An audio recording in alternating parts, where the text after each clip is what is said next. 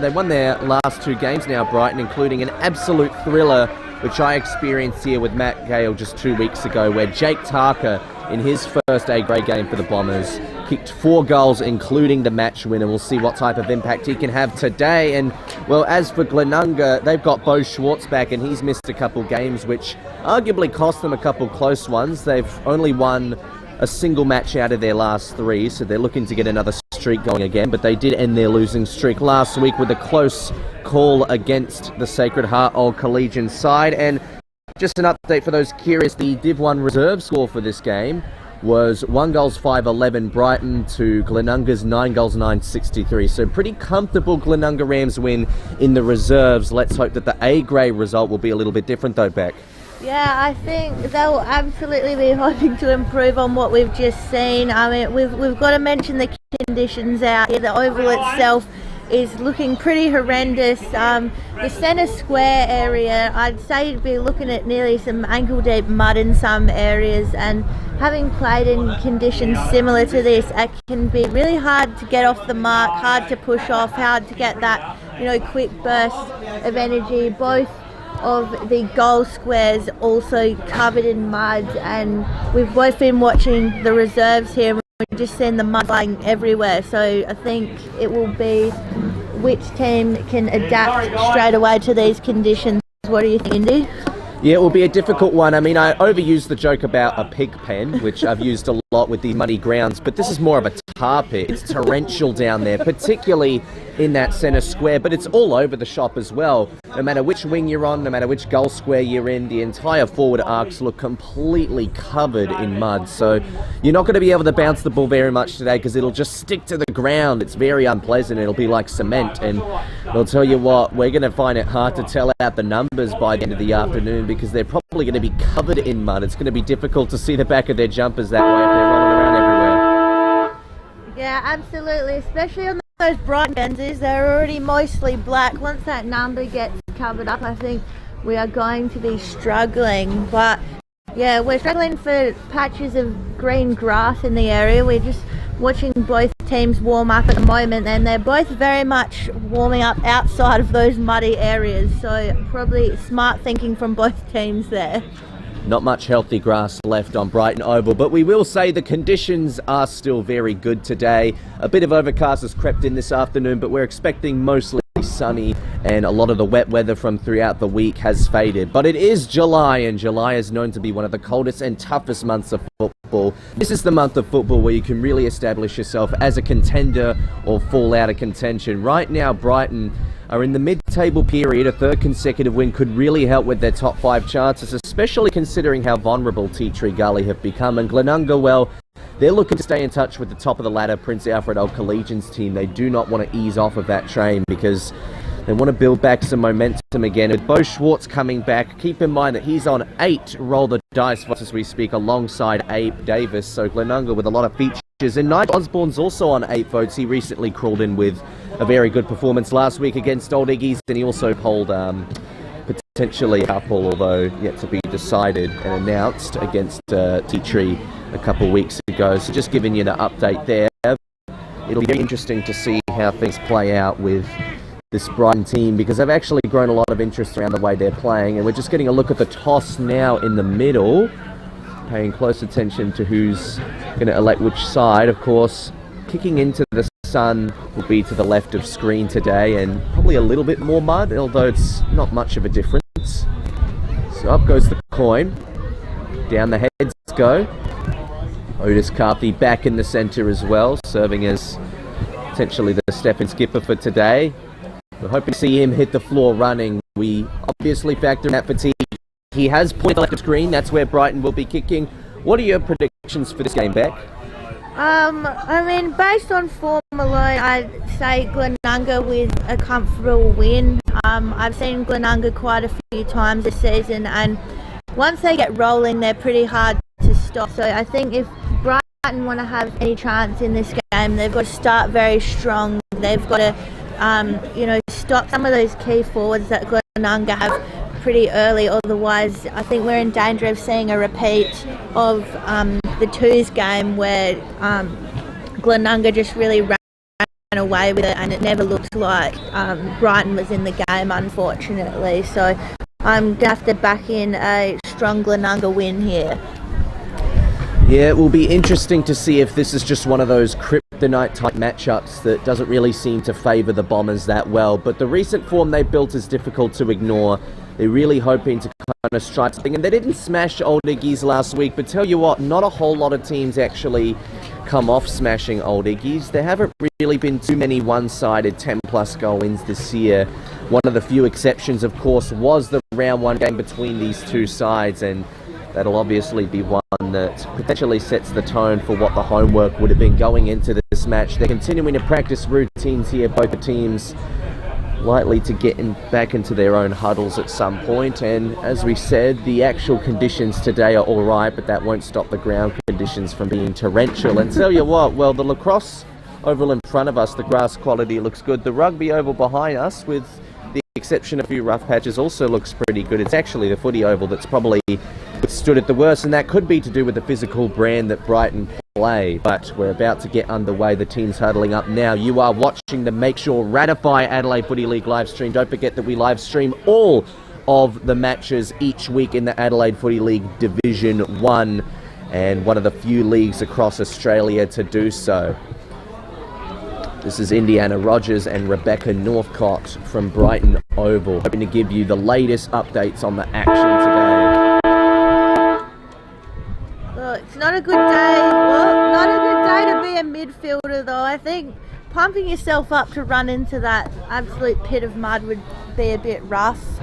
But you can see some of the usual suspects coming in there. Lincoln Bennett for Glenunga, who had an absolute day out last time these sides played each other. He kicked 4 goals, so I think he's one to watch as well.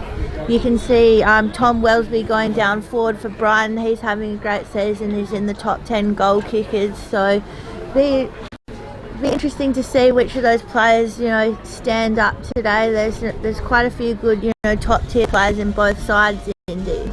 Absolutely, and let's hope that the matchup today will be much more interesting and competitive than the matchup we saw all the way back in round 1. We're in the second half of the regular season. Teams coming up against each other for the second time. The double matchup starts with round 10 and a rematch of the season opener set to get underway. The umpire making his way through the mud, the players as well. It's an unpleasant day for midfielders. It's an unpleasant ground to play on for all involved, but it will be a very important reward to fight for in the end. Now looking for a spot in the finals, the Brighton Bombers. There's an early call. It looks like something off the ball has occurred. The hand signal's going the way of Glenunga, so that'll be interesting. It must have happened behind play down in the Brighton forward line as far as we're concerned, and it's led to the clearance from Darcy Mitchell.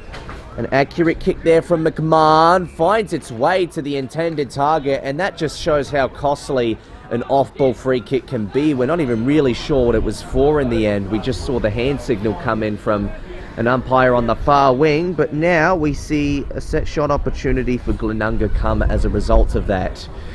Just trying to get, I believe this is Fletcher Wisman. Had a bit of involvement last week. Not his finest game of the year, but it's been a very good asset for Glenunga in the forward line. They've got a lot of tools. They've got a towering team, a difficult one to beat. And that's a costly start to the game. Glenunga Rams on the board. Well, that was just a little bit too easy. After they got that free, just, you know, a couple of kicks, pretty uncontested, and then straight through for a goal. So very, very classic Glenunga early on in this game. So this could be a sign of things to come in this game. If it's going to be made that easy for Glenunga, they will absolutely make you pay if you're not on board. So we'll see if we get a centre bounce this time, Indy. And well, not a bounce, so to speak, goodness me. But we're going to throw up. The clearance will go the way of Brighton, but the ball's not travelling far in these conditions, which is not surprising. Glenunga go into attack, but it was a 2-on-1. What can they do with it here? Coming absolutely streaming through is Glenunga on the wing. Ball goes straight up in the air. They're looking to move it very quickly here, Glenunga. A few people diving on it here and the umpire will have to throw it up. So almost an inside 50 there for Brighton, but couldn't quite make it, and the ball's not going to do them any favours. So we go again. We're just out the top of the Glenunga 50 and didn't move much at all in that stoppage, Indy. So the ball has just stagnated a little bit now, but back in the Glenunga forward line, a dangerous place to be. Another ball up to ensue. So just wonder how much homework did Brett Backwell do after that opening season loss. Davis, we've seen that type of play before, but this time he's caught with his hands in the cookie jar. He's going to have to give it back to the Bombers. Can they spread here? Difficult to do on the ground, but they find Segal at the far end. That's a well-placed kick.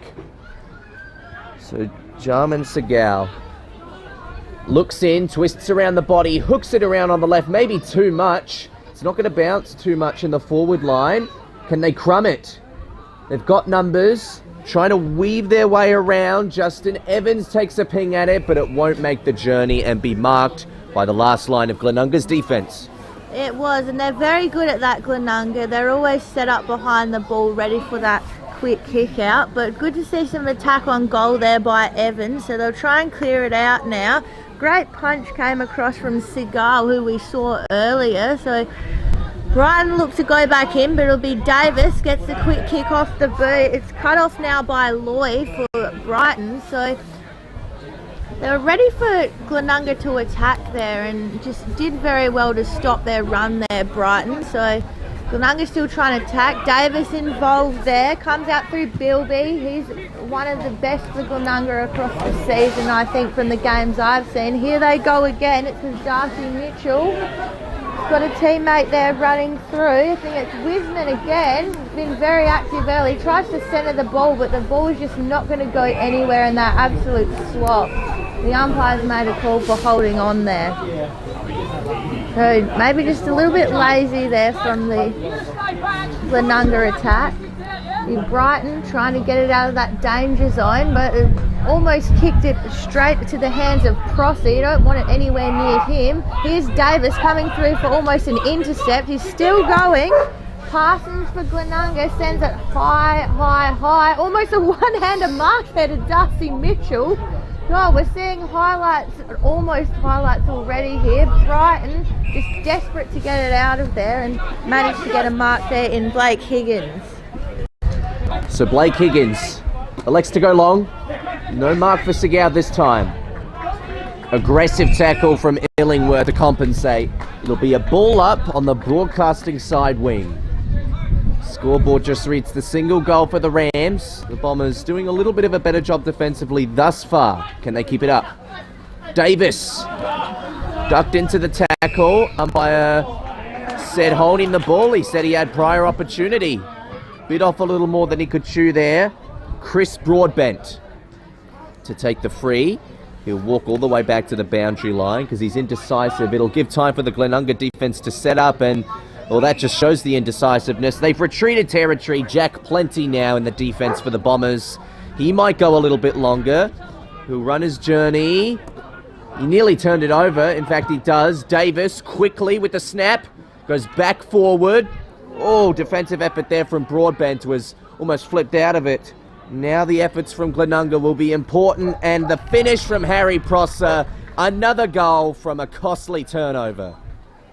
And great finish there by Prosser, very settled, just put his head over the ball and kicked it through. And Glenunga is just working really hard on that half forward line. As soon as it comes out from Brighton, they're there, they're ready to attack. We saw Davis get done for holding the ball there, but I think what that really speaks to is just the attack from Glenunga. They're ready to get in there, put their head over the ball. Sometimes you will get caught, but I think they're just playing with a lot more intent at the moment. They'll come back into the centre. Umpire almost has to wade through all that mud. I think it'd be pretty hard to set up as well for the rucks with no line markings there, but the ball will go up. Umpire's called a push there, so unfortunately that's gone against Draper for Brighton. I thought his technique wasn't too bad. He managed to get first hands to it, but the umpire was a lot closer to it. So it'll be Glenunga here, a chance to attack again. Trying to go in for their third goal already. Sends it in long, almost on the 50 there. Mark nearly taken, but there were hands everywhere. Quick kick goes out, but the umpire's seen something else here, and the free kick will go the way of Brighton. So a few people around the ball there. A few more whistles going here. Umpire just gets it under control, so it'll be with Higgins for Brighton. Tried to spot out someone, not quite sure he was looking for, because it went straight into the hands of Nick Wunke, and he'll make you pay for that every single time. And Brighton looking to attack now. They're looking to go deep. Easy mark there in the end by Darcy Mitchell, and he is just a formidable target up forward. I've seen him do this before. He goes through the ruck, he goes up forward, and yeah, just takes in the hand straight away. Terrible ground conditions, but to be fair to them, it's good day conditions, so marking in these conditions won't be as difficult. That's it, as long as you can keep the ball dry. So Darcy Mitchell here, he'll line up, probably kick from about 35 metres out, bit of an angle to the left hand side, and it just drops short, so it'll go over for a rush behind in the end. So Glenunga very much out in front here, 2 goals, 1-13, Brighton yet to score. Game already starting to signal red flags for Bombers fans. Blake Higgins goes to the other pocket. They're happy to play a little slower here, but that'll only give more and more time for that Glenunga defence to set up. Difficult to stop their tools. Blake Higgins will get it back. He's got a bit of a shot going here with O'Loughlin. Goes long with that kick. That's a beautiful dart. Straight down the spine. The finish from Segau. He wanted to go himself. Oh, did that bounce off the post? No, it's gone through. As awkward as the bounce was, if anything, the mud probably would have helped to propel the angle of that. Brighton with their first goal. Nice transition play for a defensive 50 to forward 50 back. Oh, absolutely. And the vision there from O'Loughlin was just huge. He spotted up his teammate in the middle of the ground. It's not really a day where you can go through the middle. The corridor is just not an option at the moment. But that kick, I'd say that was at least a 50-metre kick, and that's made all the difference here and resulted in the first goal for Brighton. Brighton kicked their first of the game. They're down by just the 7 points now. Maybe that'll give them the little bit of push they need. Back in the centre now. Ruck tap goes up. The ball doesn't go very far at all once it hits the ground. Under chase at the moment from both sides. Almost jumping on it there. Quick snap out for Glenunga straight into their 50. Carthy for Brighton just kicks it out, finds his teammate in O'Loughlin, who was very busy in that last passage of play. Ball just spilled past Wellesby. It's back in the hands of Glenunga. And this area might as well be the corridor because it's the driest part in the centre of the ground. So Glenunga inside 50 again, but defence set up well for Brighton, just couldn't quite take the mark. Carthy just working himself back into the game of football after a week or so on a Croatian yacht. So a bit of different conditions for him here today. I'd say that's why he's got the long sleeve on, Indy. Absolutely. You'd want to have it out there. We've just picked up a little bit of a breeze. Can't see too many flags around the vicinity of us that indicate anything too strong, but all of a sudden Brighton with possession. Long down the line. It's going to be spoiled over. Is that last? No, it's been spoiled over effectively by Ty Murphy, who we haven't called too much of in that Glenunga defence this year, but I reckon some of those cogs in the machine are more important than the big superstars. 1 goal to 0.6, 2 goals to 1.13 makes the scoreboard. 7 points the margin. Just taking a little bit of time to retrieve the ball here in the scoreboard pocket. Wunke His attempted kick was smothered. It still makes its way forward. It'll drip out for another throw-in. So we just feel the breeze picking up a little bit, and I reckon it's definitely blowing to the left of screen. So a more southern wind in this particular match. That'll be something to keep in mind for players. It's not quite at the mark of being a 2-3 goal difference, but you never know how much it will pick up throughout the game. Glenunga now with possession. Yeah, they are. Well, they're technically kicking into said breeze, so we'll see how the ball's affected by it now. They take their time here, just looking for the right option. Go for the pack on the very far side, and it just spills out. Might even be out of bounds on the ball, so we'll play it Brighton now. Down the line looks like the place to be today in these conditions, but great mistake there, Mikey's very good at that. Intercepting, but speaking of intercepts, one's taken here by Nigel Osborne for Brighton. Goes to send it in long, but it's all Rams. Ram City down there in that forward line. Brighton go again. They're working hard to not let that ball out. Do well to earn a free there, so Brighton a little bit hungry for it at the moment. Glenunga's been trying hard to attack, but they're getting it back out. They're looking for a forward down there. Wellesley's trying to get active.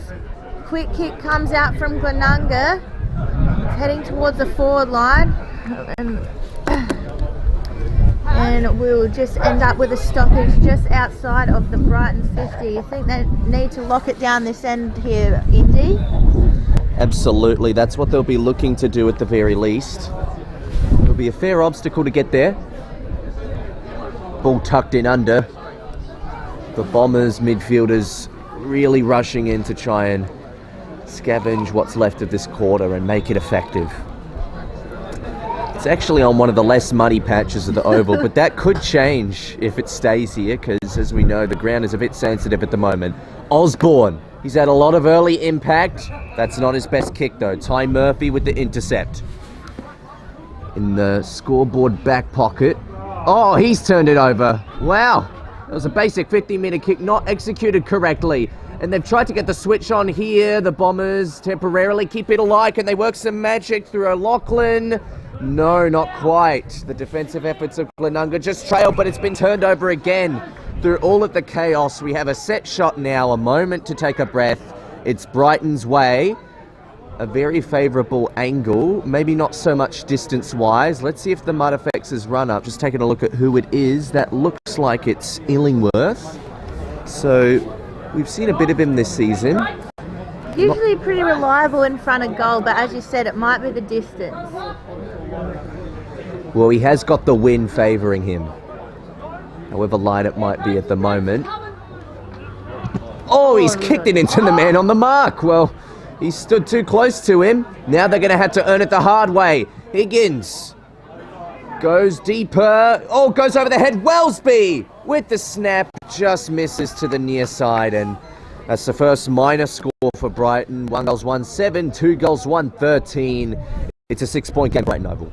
Yeah, and almost a bit of magic there from Tom Wellesby, who we know is quite reliable in front of goal. Got his, first shot at it for the day, so that might work him into the game. And just a couple of skill errors there, I think, from Brighton. They really could have nailed that goal a couple of times, but you can't be kicking into the man on the mark at this level. You've got to give yourself, the best chance at getting that goal. So I think they'd be a bit frustrated they couldn't get a goal there, because they are running this game at the moment.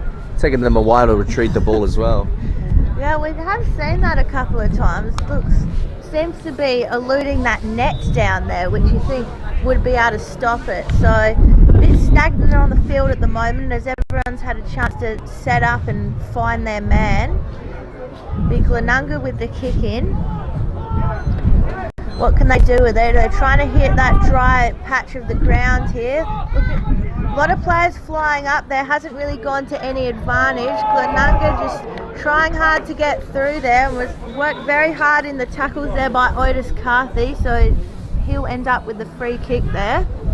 He's on a very tight angle in the 50, so I wouldn't have thought he'd have a shot from there. especially with his lack of footy in the last month, just kind of sends it into the goal square. Is there a mark there? There's a lot of bodies down there. It's a bit hard to see what's going on. It's come off the boot, hasn't gone very far at all, and I think it'll be wrapped up in a tackle here in the end. So another almost moment for Brighton. They've had a fair few of those at the moment. They'd probably just be a bit frustrated they can't get it through, Indy. Yeah, they're desperately looking for that next goal, and Otis Carthy with a couple extra metres probably would have made that come true. Here's Wellesby onto the scene. He fends off one man. He went over the head of Otis Carthy, and Higgins gets it. He had to grab his own smother and then hand pass it to a teammate. Segal lost it. Now Glenunga back in action, but not for long. It comes back to Broadbent. Broadbent goes back, but his man fumbles. Jack Plenty just had to wrap it up. That's good pressure from the Rams, not making anything come easily. But Jack Plenty just a slight fumble away from once again getting another 450 entry there, although the story of this game would have suggested that it would have grinded to a halt once again. We restart. This time through Harim. He kicked around the body, but it's been turned over to Prosser.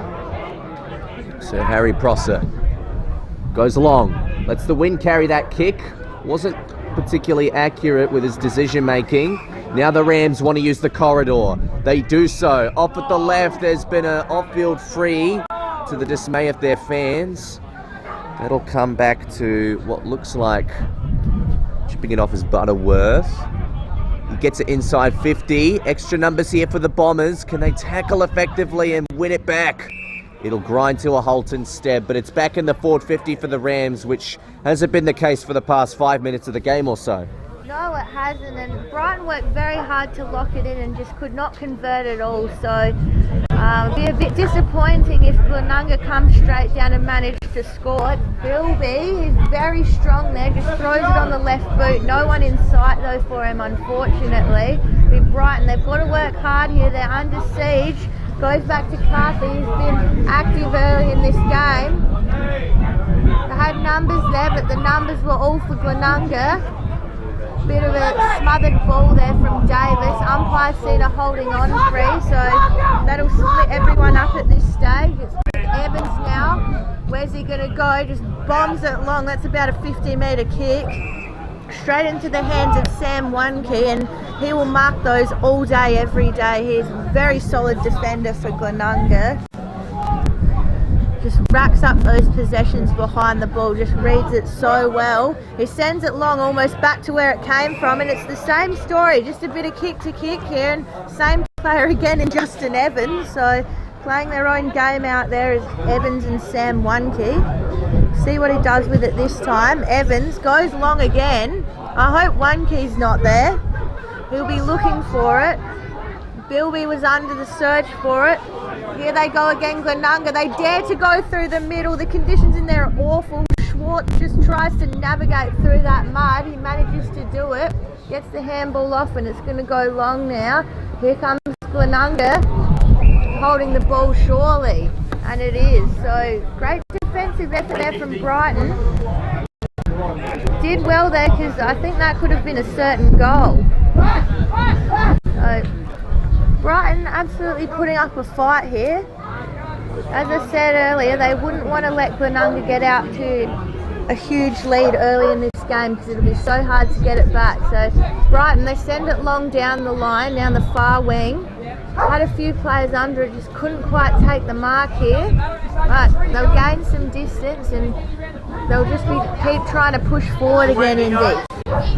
It's becoming difficult, but the Brighton defence has improved as the quarter has gone along. 2 easy goals to start the quarter, but nothing's coming cheap anymore.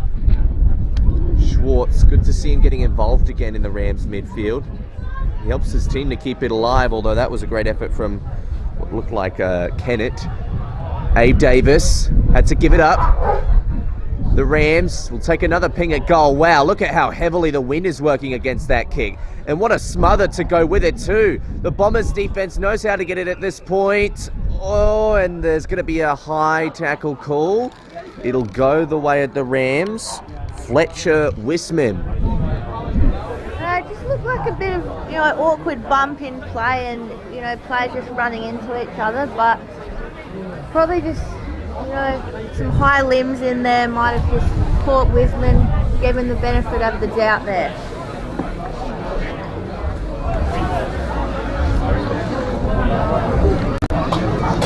Through the more chaotic way this game has played out, Wisman has had to find a scoring opportunity from a free kick. Not the easiest way to do it, but it's one way. That one's a very wayward looking kick though. He won't get multiple goals on the board. Not yet anyway. They take the margin back up to 7 points. Yeah, just really went to the left that kick, so maybe quite didn't have the distance, so really had to swing it to try and get it there. It's Brighton now. They've got Osborne there, just looking forward, but they choose to go even longer. Brighton, oh, and great hands, great jump there from Seagal. That was his ball. No one was just any chance there. Got higher than anyone else. They've got players there, Brighton. They just can't quite get hands to it, but they'll gain a good amount of distance. Just in their half-forward line, we'll have a throw-in front of the Glenunga bench here.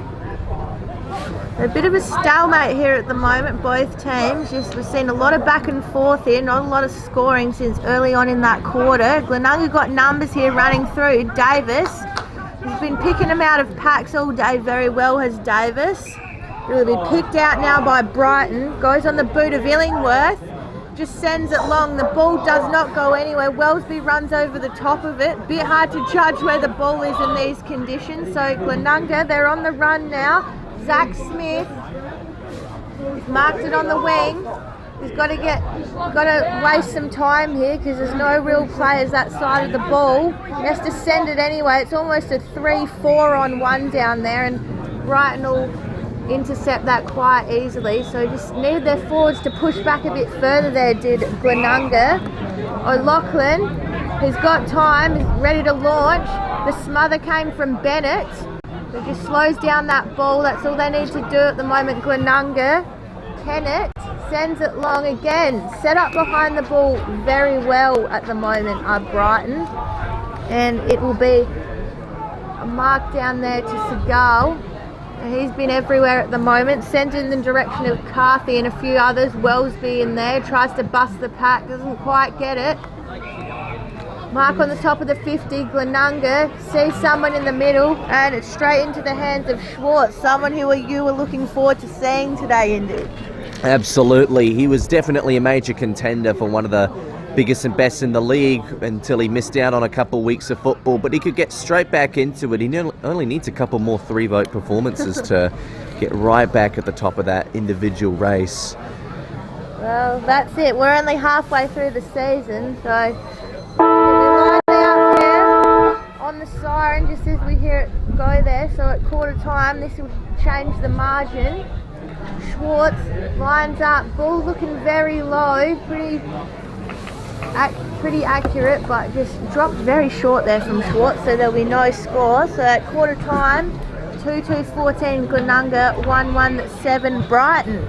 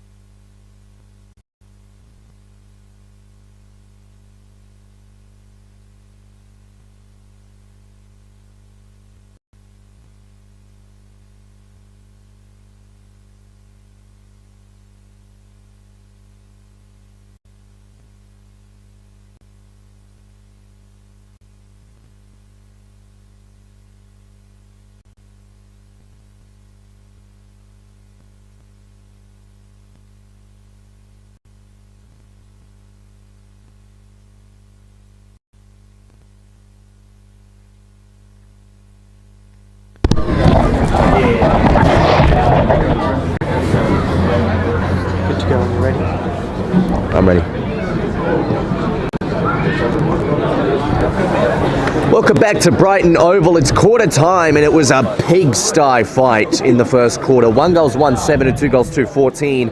I'll tell you what, there was an early jump from Glenunga. It looked like it was going to be a one-sided affair, but Brighton, they wrestled it back. They didn't concede the floodgates, so, well, they'd be happy knowing that they're still in this match, but they'll have to consolidate on those repeat forward entries. Yeah, they really managed to rein Glenunga in after they got those 2 impressive goals to start with, and yeah, we talked about it at the time. I think they'd be disappointed they didn't capitalise on all that time they had in the forward 50. They just couldn't quite convert, and if anything, they could be ahead. I mean, if they'd taken all those chances that they had there, just missed a few opportunities, had a couple of skill errors. We saw, the kick to the man on the mark there when they had the set shot. So just a few small things, but definitely things they can work on, and they're absolutely in the hunt for this game. Yeah, and I think it'll be interesting to see what the conversation in that huddle would be right now, because I don't think the coach would be particularly displeased with the way they're playing, more so just the execution and how you can get around that when the conditions will inevitably weigh down how well you can execute. So there's still a bit of a challenge to overcome, but I'd be confident that Brighton could still be in this match and salvage something special. But we don't want to blow the gun too early, because Glenunga have still had a lot of valuable assets in that quarter as well. Fletcher Wisman and Harry Pross are the 2 goal kickers for them, and Jarman Sigel is the single goal kicker for Brighton so far. We get a bit of a feel of the wind picking up a little bit now. Once again favouring the left of screen, so Brighton no longer with that advantage. They won't get the same set shot luck that they would have in the last quarter. Not that they really got too many set shots to begin with, but you're watching the Make Sure Ratify Adelaide Footy League live stream. Round 10 action at Brighton Oval. You're with Indiana Rogers and Rebecca Northcott. So, head into the second quarter here. Conditions on ground have not improved, which is unsurprising. So it'll be interesting to see what happens here. Glenunga, I do think they've got another level in them, but Brighton are absolutely bringing it to the table at the moment. This first clearance is going to mean a lot if they can clear it out. Umpire walks into the middle of that horrid area of Brighton Oval. Quick kick out on the boot there. Don't mind that from Justin Evans. Just tried to nab it on the boot. Abe Davis probably being held a little bit there. And it ends up going the other way in the end. So it'll be in the hands of O'Loughlin for Brighton. Goes to send it long. Got a one-on-one out there. Heading there for Miller. Going to end up being pushed over the line, but probably a good result for Brighton. They're in the I guess, grassy area of the ground. They can make something happen from here if they can get the clearance. Umpire throws it up, half forward line for Brighton on the far side, and a bit of a high jump there in the ruck, and I think the free kick will rightly go to Glenunga there, a bit of infringement there. So here comes Glenunga. What have they got on? They try to go through the middle, try to avoid that big patch of mud there. In the hands of McMahon. He's been a bit quiet early for his standards, but I think he'll get himself into the game now. Bit hard to set your kick up in the mud there, but it's McMahon, sends it long, and in the end it's cut straight off by Brighton. So Brighton with an opportunity to reset once again. What can they do? As Osborne, he's pushed back. Jack Chalmers, haven't called too much of him so far. Jack Francis also trying to bite his way into it, so they just need the cogs to start turning now, Brighton. They weave the near wing. And that's going to be a really good mark to, well, tell you what, Michael McMahon got back defensively and knew how to stay as the taller presence. But he's turned it over by foot. Brighton rushing to get it out to, oh, what a mark there. Falling over and still managing to balance it. Dylan Draper did a really good job. Can he boot it well to back it up? Oh, what a spoil. He really had to wrap it around the body there. Nicholas Egar, that was fantastic defensive work. And that's the type of stuff he can't really coach either, so we'll be pleased with that, Nathan Grimer. Oh, he did very well there, and like you said, those things are very much in the moment. You just have to go for it. So umpire throws it up, almost drops a little bit short of the contest here. Here goes Glenunga, they're trying to go forward. Brighton seeming to have the numbers here and the advantage. McCarthy's on the chase now though. And here's Schwartz. He's always ready to attack it here. A few players just got a bit distracted there trying to go against each other and missed the ball in the end. So umpire will throw it up. Just on the wing here in front of the Glenunga bench. It'll go up. Davis gets first hands to it. It'll go through to Schwartz. In the hands now of Bilby. Sends it almost into that hot spot there. Comes off the hands of Brighton. Would have liked to take the mark there. Wasn't quite it. Umpire lets it go. Comes out. I think it's Bilby again. There's a foot race here. It's Bennett. He's claiming the goal there. What's the umpire going to say? It's just a point there. And I think it was wishful thinking there from Lincoln Bennett. You cannot kick many goals to the advantage of the bounce on a day like this, with the only exception being Brighton's only goal from that first quarter. But don't rely on the goal square to give you much help if you don't make the full journey. This is the day where the rooster is necessary. Plenty. Running along. Scoreboard pocket. Goes further along the far side wing. Hard to get a look from here, but Illingworth, he tried to get goal side. Didn't quite run off with it. Brighton players getting involved. There was Sigel. Very nice tackle, but Glenunga rush it out. And that's a great mark down in the forward line. That's one of the marks of the day so far. I reckon that was Nicholas Egar who took it. Now he's looking inward because McMahon's on his own, but not for long. That's a great spoiling effort. He's got Crummers to compensate. Schwartz wanted to go with the clever dart, but it's been turned over instead to the hands of a long sleeve Brighton player. He wastes no time. He's given it straight back to Bo Schwartz. He was around 3 men and he probably didn't know which one to pick. And he turns it over for a second time in a row. It's turnovers galore here at Brighton Oval. They can't even get the transition right here. Jack Chalmers. He's going to run along on the wing. Oh, you can't bounce it in these conditions, Chalmers. Now it's been wrapped up on the turf. The umpire's giving it time, and he says, ball up. Turnovers galore at Brighton Oval, particularly to the left of screen. It is. I think if we had the stats for turnovers at the moment, that'd be at the maximum level, because it's just going back and forth all day, and the bounce doesn't really go anywhere here. Nick Onkey tried to do something with it there, but there was no advantage to be had.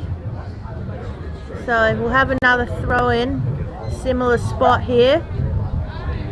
A few players nestling around the ball. Seagal tried to get it, didn't quite have it. A few players not quite able to take it at the moment. You've got to keep it off the ground so the ball stops being so slippery at the moment. A few fumbles seen here.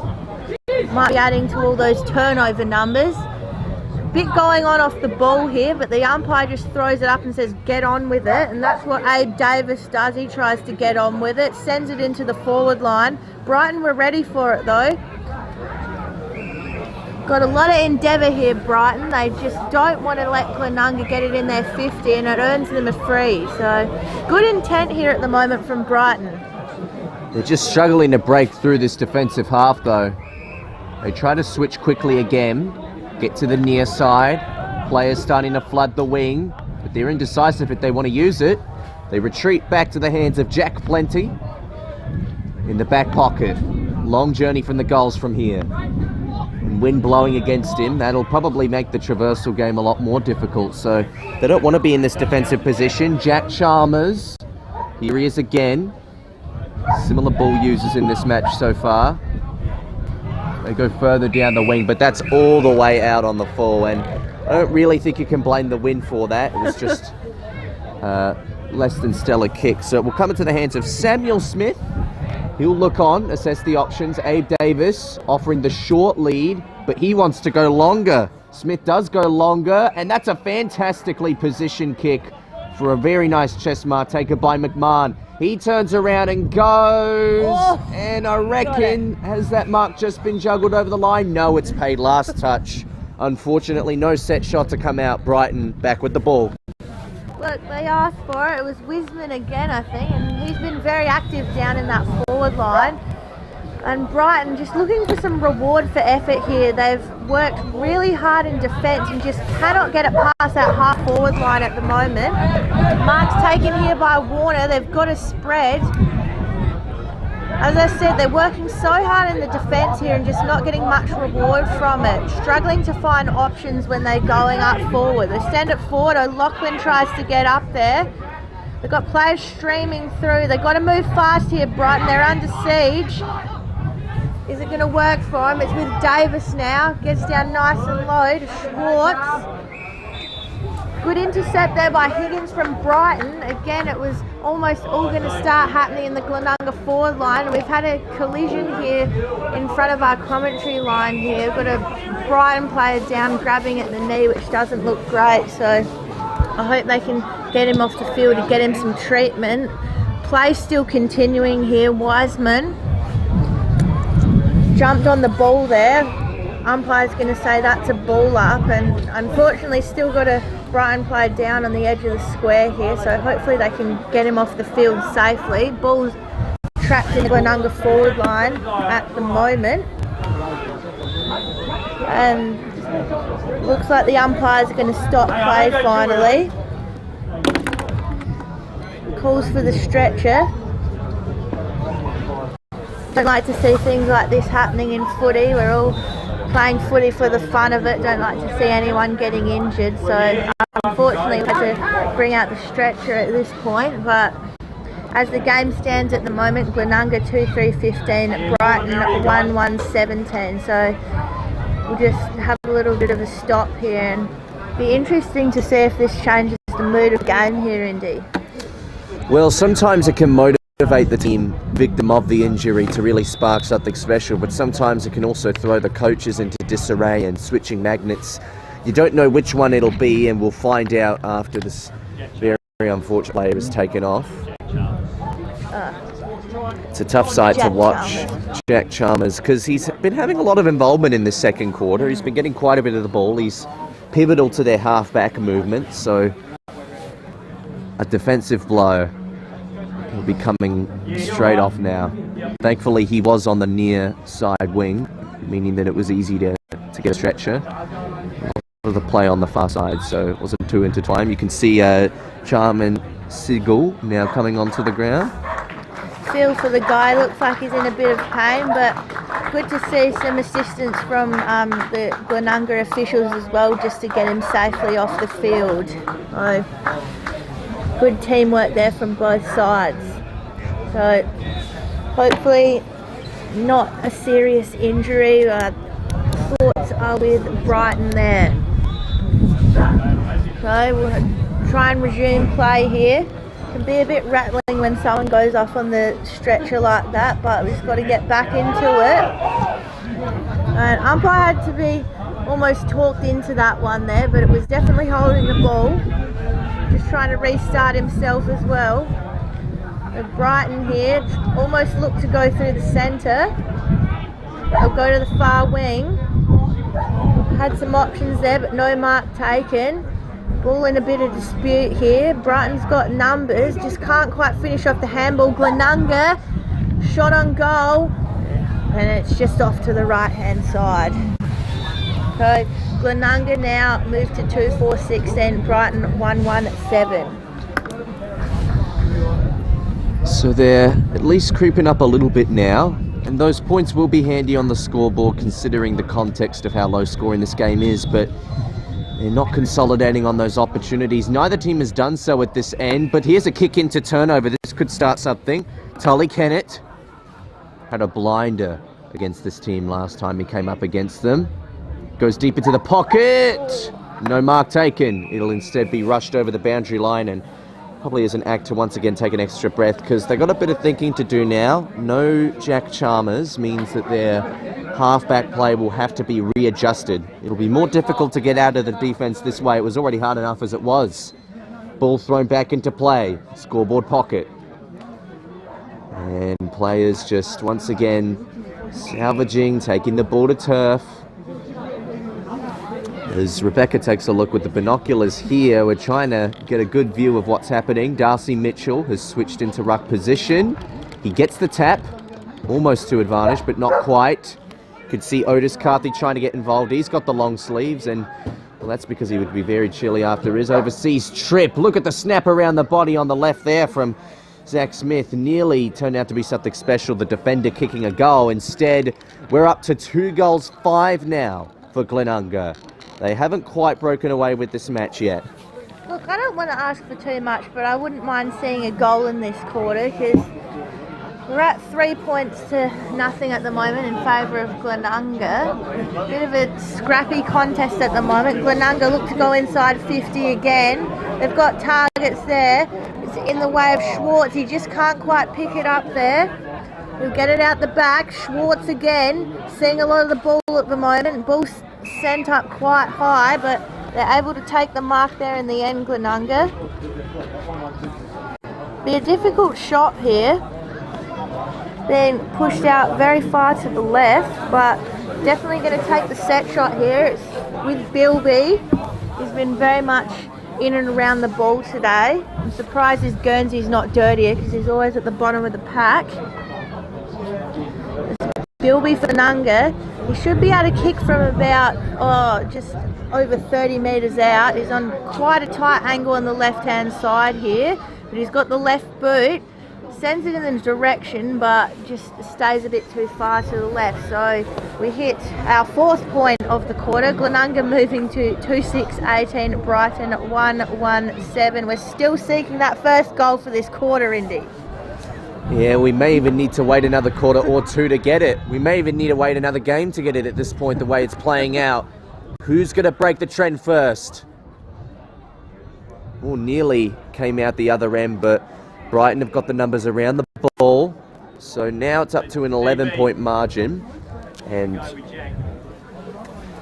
tell you what, those points could actually be worth quite a bit later on in the match, depending on how it plays out. So I wouldn't beat up myself as a Rams fan, but you never know what the shape of this match will lay out to. Plenty tried to get hands to it, but it was a great offensive spoil from the Rams. They just want to keep it in the forward line here, and particularly with the wind in their favour, any set shot opportunity they can get will be welcome. Obviously missed one earlier there, but we're in the scoreboard pocket once again, where we've spent most of our time in this quarter. It hasn't come down the near side too much, and I reckon that forward line arc down to the right of screen has been nearly empty for the last 10 minutes. We've barely seen the ball go down there. Who's going to crack? No one just yet. Another stoppage. Just outside the forward 50 arc in front of Glenunga's goal. We've tipped to nearly the 14-minute mark now of this second term. It's an aggressive tackle. I think the Rams were asking for high infringement. It's going to come out wide here. That's going to be off of last touch. If it rolls out, no, it was actually just shy of rolling out because it stopped, and that's what the mud does on this oval. This game is a grindy slogfest. There's no hiding it.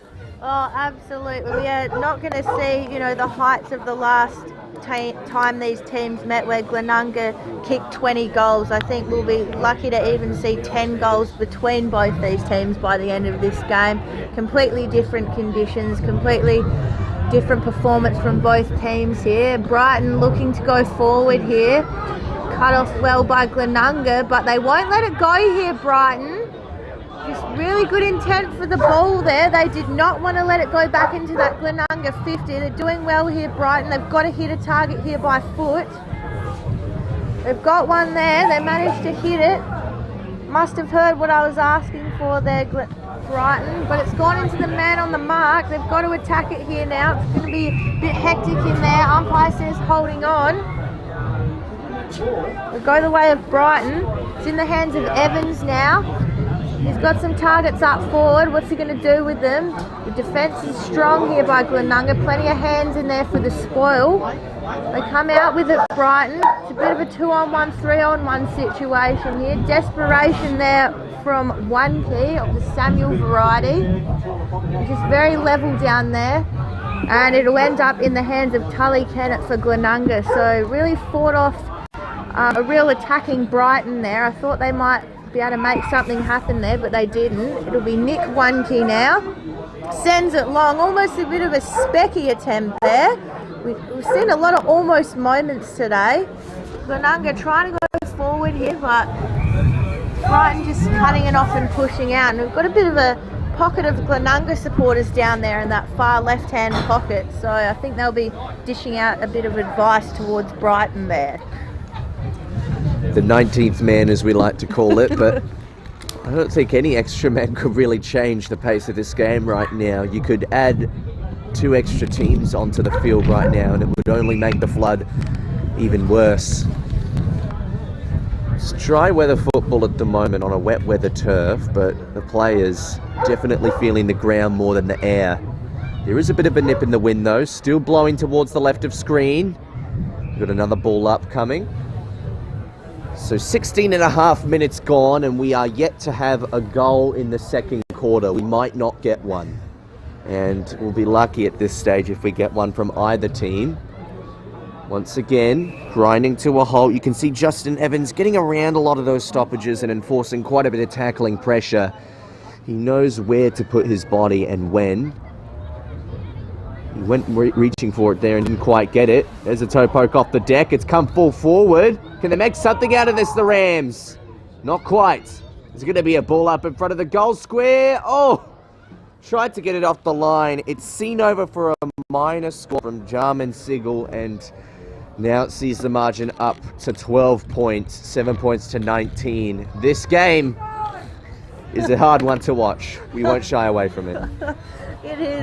Just needs someone to really take some possession here. This ball on the ground stuff is not doing either team any favours. And another kick there just dropping short. I think the team who can really get it together, get some, just your simple kick mark game going here, is going to start kicking goals, because the lack of clean possession here is not doing either team any favours and not getting them any advantage. So we've got huge numbers around the ball here at the moment. It is no chance of coming out there. We've probably got about 12 people within 2 metres of the ball. So very congested play at the moment. Umpire throws it out and just gets out of there. Davis tries to break through. He's been done a few times for that, and it'll happen again. Unfortunately been punished for trying to break through there, but that is in fact the rules. Brighton, long kick, heads in our direction. Just drops a bit short there in the end. Players will jump on it. Strong tackling there. It's a 2-man tackle by Brighton. There's no one really able to hit those targets by foots at the moment. It's really reflected in this real scrappy game we've got on our hands, with no show for it this quarter. Free kick comes though. Umpire says it's going to the hands of Nick One-Key. Spends a bit of time sorting out where the mark is there. One-Key doesn't have much to go on, so he goes for Schwartz. The far half forward line. He sends it into the middle of the ground. Big punch comes through the back from Carthy, it looks like. It's come off the boot now. Is it a goal? Have we finally seen a goal? Goodness gracious. Glenunga, seemingly out of nowhere, just kicked it into the middle of the 50, and they've come out of it with a goal from Prosser. So that's, well. That's the second goal of the game for Harry Prosser now. It's the first goal of this quarter, only the third for Glenunga, and well, it's only a 3-goal margin, but it may as well be a 6-goal margin with the way this game has played out. And to be fair, Glenunga deserved to break that goal drought more out of the two teams based on the way they were playing, constantly getting those repeat entries and locking it in their forward arc, not making anything easy for their opposition. But it was a clash of jumpers, eventually resulting in a goal to Harry Prosser, his second. We go back to the middle now. Where will the next centre clearance take us? The second for the quarter. Well, it's going to be won by Brighton by default due to a free kick call made here. Osborne, not a very good kick by his standards. They're going to slingshot right away, the Rams. They're wasting no time and probably should have taken a bit more of it, because Wisdom was on his own and he was wondering where on earth is that kick going. Here's Carthy. He's under a bit of pressure, but he's got to work with his teammates. He still needs to hit the floor running today. Oh, big marking attempt from Evans. Wasn't quite taken. He's got that presence. Brighton continuing to move the ball forward in the chaos. Wellesby was spoiled out of it well. It goes straight back into the tar pit. the centre square. A throw is called, incorrect disposal, and after Sigel was hoping to get a forward 50 entry there, it'll be coming back to the Rams through Alex Harron, the skipper. Yeah, it might have been a bit of a rough call there, but umpire had the best view of it. Harron sends it to the top of the 50, plenty flying up there. Umpire straight away was on the whistle, very confident with that call. It's with Nick Wanke. He's been playing very well today, for me anyway. Brighton, they're working hard in defence here. Umpire sends something again, and this time it will go the way of Brighton, and I think they did deserve that one there, because they worked back very hard in defence. We've got across the Carty, racking up the disposals pretty well in his first game back in. Hearing there's about 2 minutes 50 left in this quarter. They've probably just got to roll the dice here. They really need to get a goal here to keep themselves within reach of this game. Mark's taken there very well by Brighton. I've been asking for a team to do a bit of kick and mark, and here they go with it, Brighton. Their bench is closer, so they were obviously listening. It's turned over to Bilby. He's in the middle of the ground. He sends it long. Almost went straight into the hands of Murphy for Brighton. There's a whistle though. It's going to be a free kick in 50 metres there, because Glenunga kept on running with it. This could be a chance here for Brighton. There's not much time left in this quarter. Got a free kick here. They've got to get it moving. We're just umpire giving a bit of clarification to what occurred here. But Brighton, they've got to get it moving here. I thought they might get it moving a bit faster, but it's with Ty Murphy. No one really coming at him at the moment. Thought there'd be a bit more attack going on. It does come in the end. They're looking for hands here. Can they get them? They can! And it's Brighton. They've been looking for a mark in the forward 50 probably all day, and especially this quarter. Hands came up, and it's with Jared Miller. So just well done there. Lowered the eyes, and Miller with the mark here. That's tough to penetrate as well, because that delayed 25-metre penalty would have given time for Nathan Grimer to get the defenders back, but still Brighton somehow found a rare ground traversal. And pretty much their first shot on goal for this quarter, a first solid one. It's Miller's, kicked from about 45 metres out. It's gone very much to the left and be an easy mark in the end. I'd say it's a one key. It is a one key. Nick one key, intercept mark. Always ready for those. Samuel Smith for Glenunga. They can really just settle it here, Glenunga. There'd be under a minute left to go in this quarter. He's looking for McMahon. Punch came over the back from Siegel though. Did well there. It's Carthy. He throws it on the right boot. Goal square's almost empty, but last minute desperation effort. This time here it's Samuel Wanke. Wanke brothers pairing up well in defence. 58 seconds to go here, according to the timekeepers. Wellesby with the spoil there. Can he get the reward for it? Wellesby goes bang in the last minute of the game, and it's Brighton. Tom Wellesby, first effort with the smother, second effort with the goal, and that is just the breakthrough they needed indeed. It's only fitting with how much an arm wrestle this quarter has been that Brighton's only goal so far would come from one of the most bizarre situations possible. A spoil from the kick-in, a clever tap onto Wellesby, and the finish is all they needed. So they stay within touch, 11 points down. They have technically lost this quarter based on the increase of margin, but they're not out of it. And bizarre plays like that can sometimes save games. They've still got about 50 seconds to see out. We're at the 25-minute mark of this quarter. A lot of that time would have been due to the injury to Jack Chalmers. So let's see out the remainder of this first half and where things will play out. A bit of a breeze once again starting to crawl in. This next centre clearance could be really pivotal. Both teams probably more than happy to just grind out the final seconds though, as Justin Evans getting his big body involved. He's been a valuable asset for the Bombers today. And I reckon now just taking a little bit of time for this next throw up, because I reckon the umpires themselves would be tired. They'd be throwing it in all over the place with how many stoppages there's been in this quarter. Evans, awkward outside kick might work for Tarka. Haven't called him too much today, but this could be his moment. He sends it in, about 30 out from the goal. The numbers don't favour the Bombers. There was an early leap, and it's going to be called against them. Went for something a little bit unrealistic there, did Ricky O'Loughlin, but we admire the effort regardless. And we don't admire the quarter as much, but there were some good things to come out of the back end of it, and the good news to come out of it overall, 11 points still the margin, so only a 2-goal game here at Brighton Oval. Through all of the chaos and errors, it's 2 goals 2-14 to 3 goals 7-25. Half-time at Brighton Oval. You've tuned into the Make Sure Ratify live stream for Round 10 LA Footy League action. Don't forget to check out the other live streams across the competition right now, and we're going to take an ad break and come back to you after the half-time break.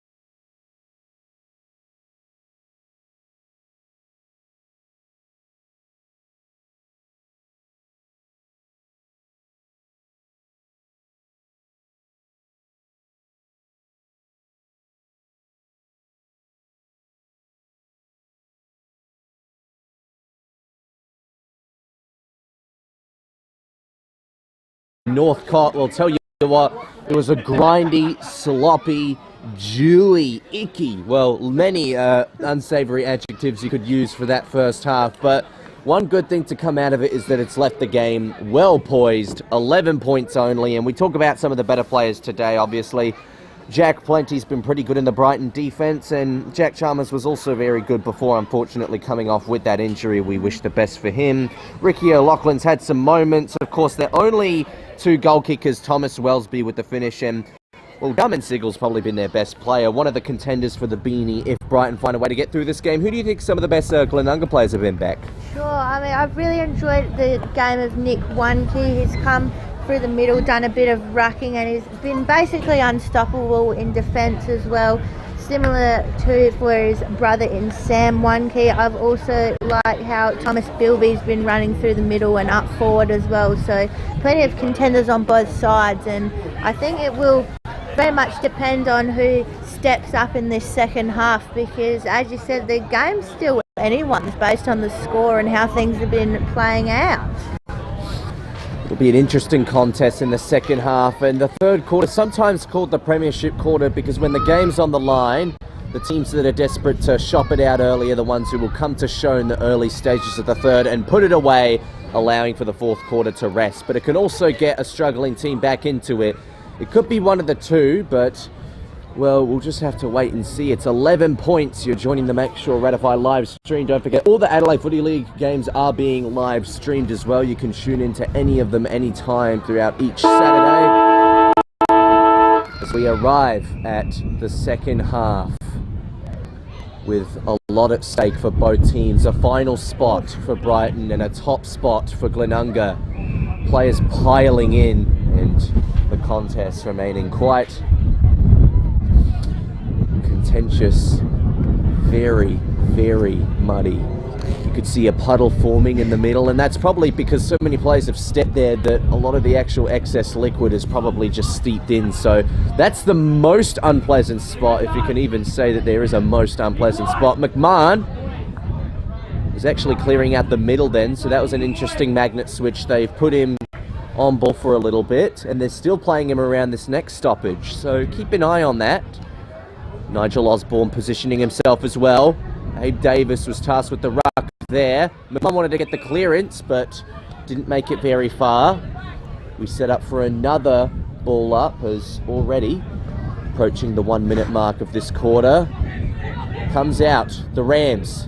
Tried to go with a bit of back reference then. Oh, well, that's the tackle from O'Loughlin. Took his man off without the ball. That had to be a free kick, and it was. Yeah, it was definitely in the back as well. Just didn't have the ball. Got him square in the back there. A bit unlucky there from O'Loughlin.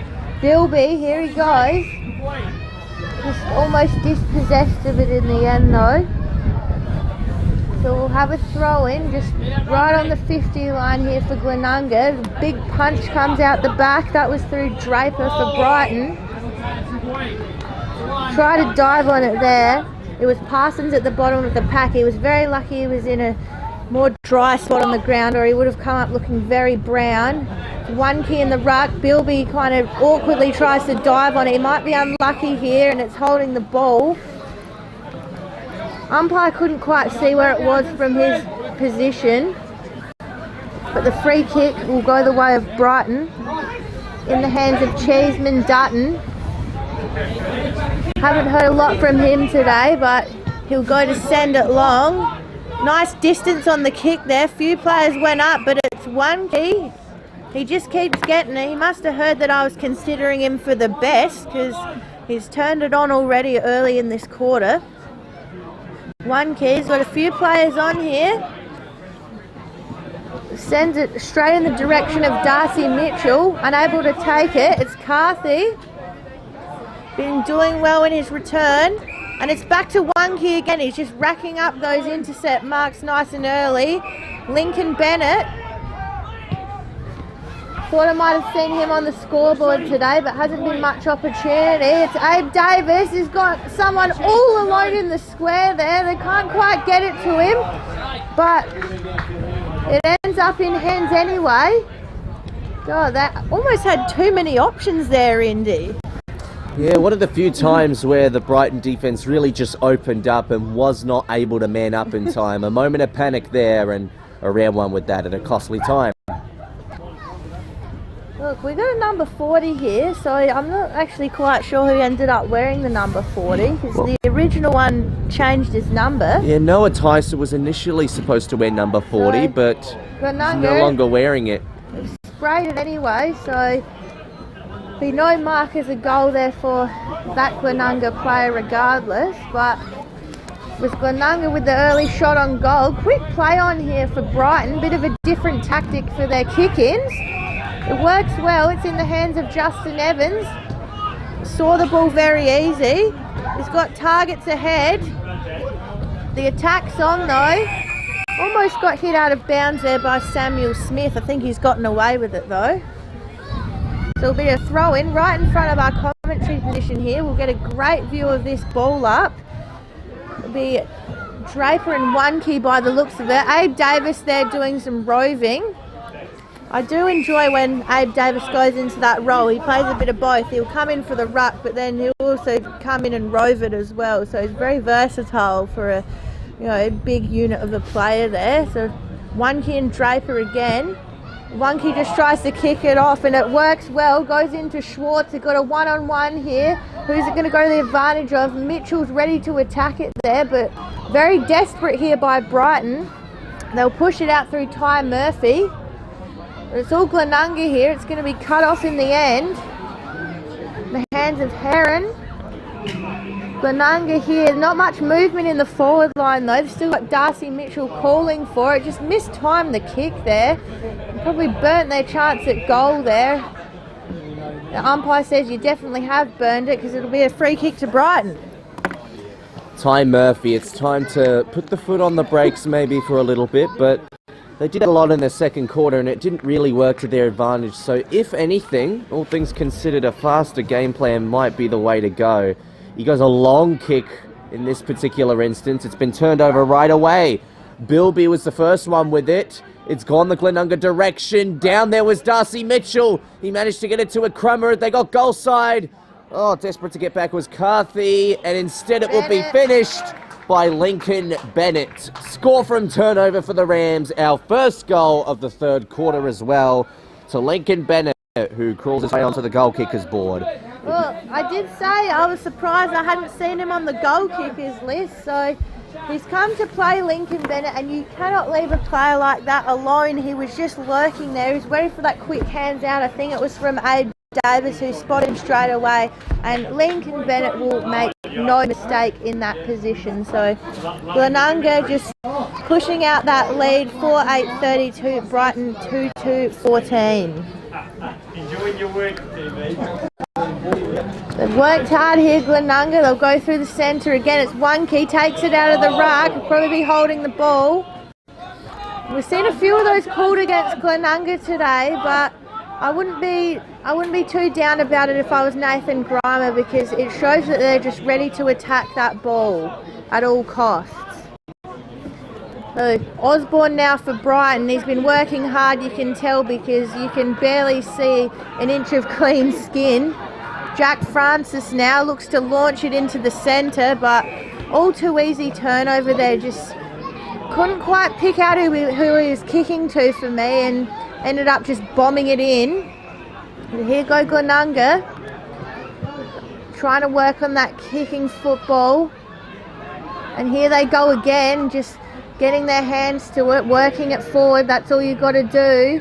Great spoil there from Carthy. Almost saved it there. He just fumbles it, but he ends up with it. Great second efforts there from Carthy. Here they go again. They've just got to get it out of this danger zone here. Brighton, that's going to be holding the ball. So Glenunga to attack now. It's starting to really favour the Rams here. Their aggression is paying off. The ball missed Davis. Darcy Mitchell was tossed well out of it. In fact, didn't actually get a proper disposal off by the looks of things, so it's going to be called the other way. Chris Broadbent will be taking it for the Brighton Bombers, and it's a game-high 18-point margin right now. They can't allow it to get any bigger than this, otherwise the match could well and truly be out of their grasp. Dangerous territory for a turnover here on the far side. That kick from Plenty didn't go to plan. Now it's gone over to Schwartz. Schwartz wasn't able to pick it up, so instead Francis comes in. He undercooks the kick, rushes it out to the far side. It's just shy of the boundary line, eventually over the boundary line. No, stays alive somehow. Francis gets involved again. Awkward flicking hand pass didn't work very well though.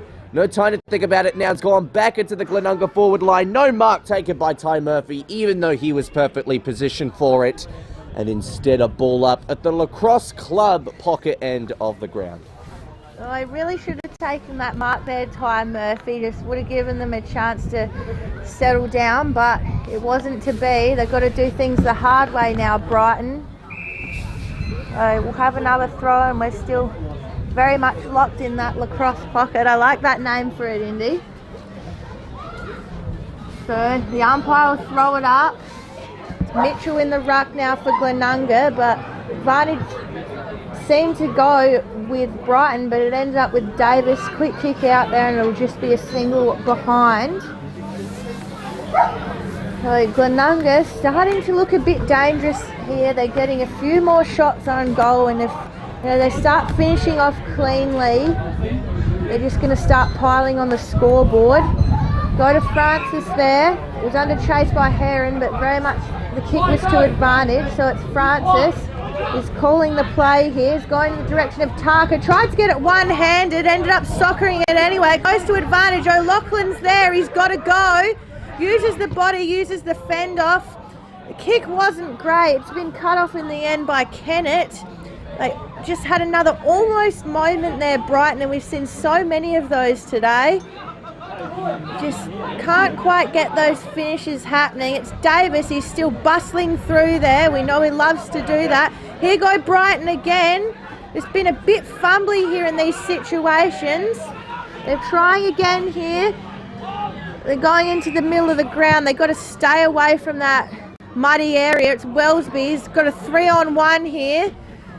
Sends it across. The kick was a good idea in the end. He'd spotted out Tarka, but he just couldn't quite get hands to it. It's Tarka again, and he's dispossessed, and it'll be holding the ball. And Tarka, he worked really hard for it there, but the tackle pressure from Glenunga was too much. Fantastic chase down tackle. And Tarka hasn't had the best of days so far. Here's a man, Zach Smith, who's been one of the most underrated players in the competition, in my opinion. Of course, you can catch more of my thoughts on that on the last episode of Between the Posts. In the meantime, his kick will stick to his line. He wants the near wing. Oh, what a mark over the top from Jarman Sigel. He's been one of the best for Brighton today, and we're almost a little disappointed that they're not winning at the moment, because he would be winning the beanie right now if Brighton were leading. As it is, Ty Murphy. He's indecisive, and the fans don't really want this either. Jack Plenty, they just don't know where to go next, so they want to get a bit of a switch on. Will it actually work to advantage this time? They'll reach out to the guidance of Aaron Warner, who's had a quiet day to say the least, but this could be his moment. Darting kick, missed Wellesby. Wellesby's been outmanned all day because, well, I reckon they've sent an extra defender or two towards him. They know that Brighton want to go towards him, so Glenunga always had the superior setup. Yes, they have, and they've done very well in defence. I've mentioned them all day, but the one keys down there, you just haven't been able to get through them at all if you're a Brighton forward. So Glenunga looking to push it to advantage, but here go Brighton. They're going to almost get stuck in the mud here. We're in a foot race. It's a 2-on-1. Who can be more classy with it? Big fight through there. It's in the hands of Tarka. Doesn't get caught this time. He sends the kick in. It's just a bit too high for his teammate, unfortunately. O'Loughlin tries to throw it on the boot. Everyone's trying to do something with it. There's Illingworth in there. O'Loughlin puts his head over the ball. But all those Glenunga players were just ready to catch him there. Just a few little fumbles here has been costing Brighton at the moment. They've been ready to take off. You can see what they're trying to do here. Very hungry for a goal here. We know that they need one. It's come out the back to McMahon though for Glenunga.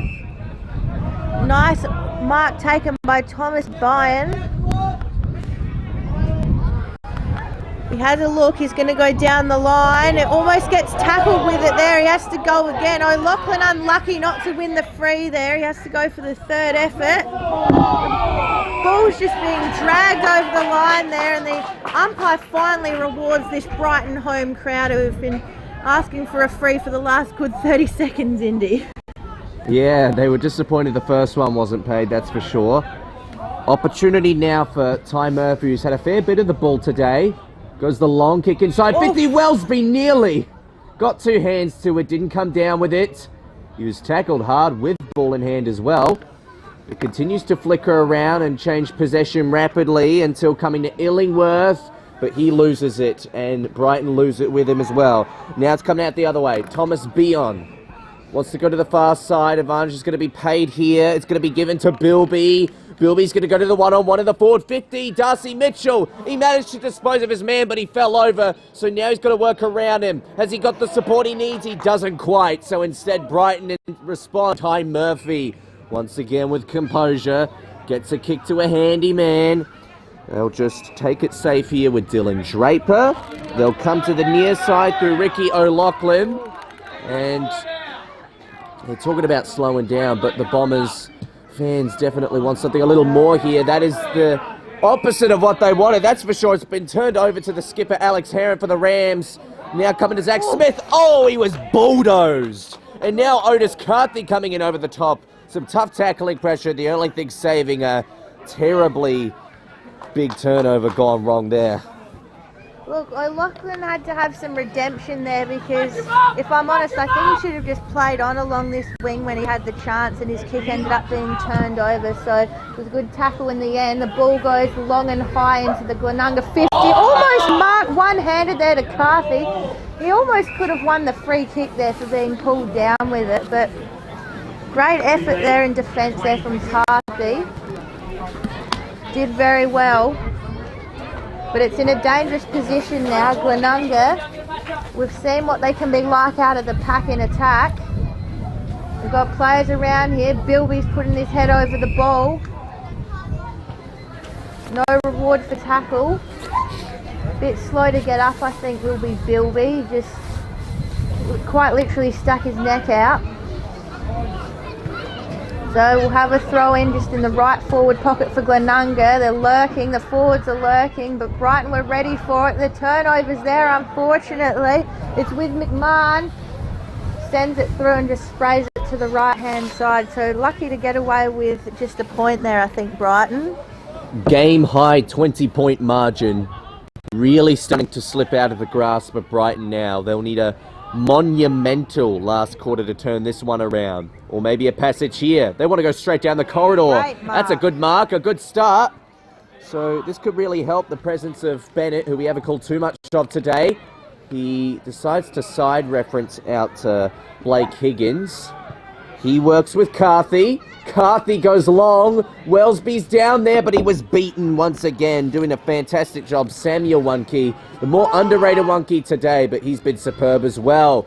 Ball being trapped here in the middle briefly before Carthy gets it back out. Brighton might get another chance if they're careful. They've got a position, and, well, it looked like he was seeking Wellsby again, and that might be the problem. They're over-relying on him. Oh, Glenunga misfired a hand pass, and all of a sudden they've got to fight back for it.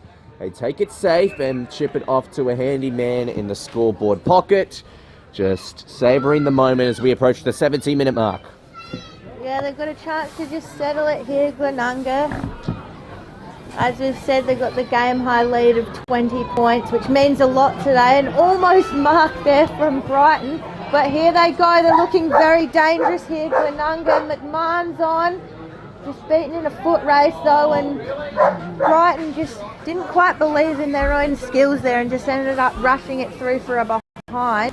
Ball probably could have been run out of there, but sometimes in those situations you're under too much pressure, less risk. They go to run it out. Oh, it flies up in the air, second grab Dylan Draper. Took up a bit of airspace there, Draper, sends it long. He's got options. They just got to keep pushing it forward here, Brighton. They managed to do so. Metres gained. works out well for them in the end. If they can get the clearance here, Brighton, we might see a similar finish to the end of the second quarter. Push out there has been called. Bit overdue according to some of the fans here. It's Draper. O'Loughlin just got a bit stitched up there, wasn't ready for it. Big fist comes through from the Brighton defenders. Almost outnumbered here. Umpire's seen it too high. Which way's it going? Going the way of Glenunga. Got a free on the wing here. It's McMahon. You've got to get someone on him. It's too dangerous for that. McMahon sends it long. We've got numbers here. Brighton almost marked to Carthy. It's in the square now though. It's looking dangerous here. Almost thrown off the ball there. Umpire says just keep playing on. I wouldn't want to make the call there either if I was the umpire. So get the safe option here. Have a ball up. About 10 metres outside Glenunga 50. Where's this going to go? Lincoln Bennett's lurking. Kicked the last goal. But he was wrapped up. The tackle was solid. Have another ball up. Directly in front of goal. Probably about 30 metres out here for Glenunga. The ball goes out the back. They were ready for it this time in the hands of Higgins. He's got to find someone. There was a definite push in the back there, I thought. Umpire saw it too. So Brighton, they've got to go here, you'd think, Indy. 220. They absolutely have to. Only a couple minutes left in the quarter. Approaching the 20-minute mark. There's only been one goal kick, so not too much time on, you'd imagine. The game could be finishing sooner than expected as well in a figurative sense. McMahon's kick, not the most effective though. Abe Davis looked like he got crunched a bit. He's a big man, so he knows how to get back up, but he is slow to do so. Higgins gets it out, finds Bennett. We have two Bennetts wearing number 12 for each team out there. One of the oddities of today we haven't mentioned so far. There's a push out here. It's going to go Brighton's way. It'll come back to Jared Miller, but it'll give time for all the numbers to get back, and you can see that's exactly what Nathan Grimer wants. So Miller, can he muster up something against this defense? Oh dear! Trying to do far too much there, Jake Tarker. He has been a match winner and a hero before, but maybe trying a little bit too hard to be the hero there, and not every superhero needs to wear a cape. Jake Tarker comes back to Glenunga's possession. Yeah, he's just really desperate for that goal, and you can see it in the eyes of the Brighton forwards. They just really want to get a goal here, and here they go again. It's in their hands, just dropped at the last minute there for Brighton. They got to go again. It's Carthy. They've just been doing things the hard way today. They got under a minute to get something sorted here. Sends it in very long. Is anyone there? The ball just drops into the mud. It absolutely splats, and Abe Davis just gets a bit of a rugby try there, just pushing it over the line like he was on the field behind us. Oh, they've got to move here. They just got to get a clearance here and a quick snap, Brighton, if they want some heroics similar to the second quarter. Davis is out the back for Glenunga. They're all just diving on it here. It's very much like mud wrestling at the moment. Umpire says it's a ball up. He's all arms in that too, yeah. 25. Oh, not many seconds to go, so it's got to be a roll of the dice here from Brighton. If they can get it on the boot, they just need a snap here. That'll do. But Glenunga, they're prepared for it. They're on top of it. A lot of hands going up in the air, but umpire's not given anything. No, not yet. I think the umpire would probably be happy to end this quarter patiently as well. It will be a short one. 22 minutes in. Oh, crump from Jared Miller, but smothered, and that does us. It was a one-goal quarter, but it was a crucial goal as well, plus more some for the Glenunga Rams. They are up by 21 points, a game-high margin. They're running out of chances, the Bombers, and Brett Backwell, well, if he wants to win this match, he's going to have to find a special term of football to present in the final stages of this game. As it reads right now, 2 goals, 2-14, 4 goals, 11-35, 21-point margin here at Brighton Oval on the Make Sure Ratify live stream. You're tuning into Indiana Rogers and Rebecca Northcott. We're going to take a break and bring you the last quarter coverage.